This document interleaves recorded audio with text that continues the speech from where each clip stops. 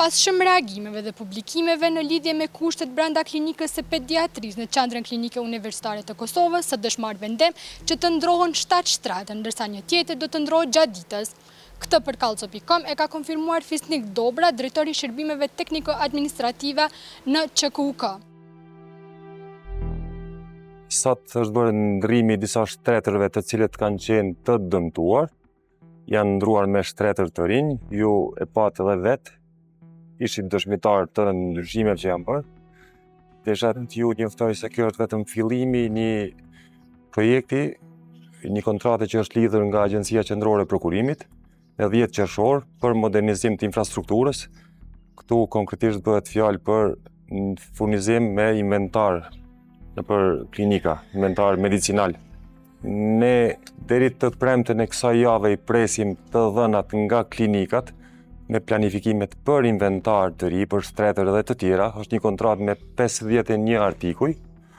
Pastaj do mblidhen të gjitha dhënat, do strukturohen dhe do bëhet kërkesa për furnizime. Pra, besojmë për një periudhë shumë të shkurt, shumë të shpejt, do bëhen furnizimet sipas kontratës që është lidhur nga AQP-ja. Sot janë ndruar 7 shtetër. Besojmë gjatë ditës bëhet edhe ndrimi i një shtrati, domethënë një shtrat ndrohet, hiqet një.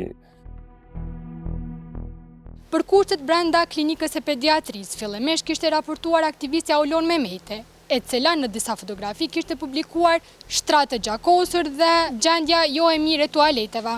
Kallco.com ka publikuar pamje dje nga klinika pediatrisë, në të cilat shiheshin se si shtrati gjakosur ishte mbuluar me çarçaf, mirë po i njëjti nuk ishte larguar nga dhoma. Sot, ky shtrat ishte larguar nga dhoma. QKUK ka lejuar filmimet për gazetarët brenda kësaj dhome, në të cilat shiheshin se shtrati është ndruar. Përveç gjendjes së shtratit, Kallco.com ka transmetuar pamje edhe nga gjendja e tualetave, në të cilat shiheshin se si një derë ishte për të 2 tualetet dhe njëjta nuk mbyllej. Për këtë është pyetur nga Kallco.com drejtori i shërbimeve tekniko-administrative Fisnik Dobra, i njëjti tha se ajo banjo do të rregullohet. Në klinikën e pediatrisë, para jo shumë ditëve, para disa jave janë renovuar disa banjo ose disa nyje sanitare. Ato janë ndruar në pjesën Matan, reparte të tjera. Tani shumë shpejt do fillojnë edhe renovimi i nyjeve sanitare në pjesën Këndej, në të cilat ju aludoni. Pra besojmë shpejt edhe do bëhet realizimi i renovimit.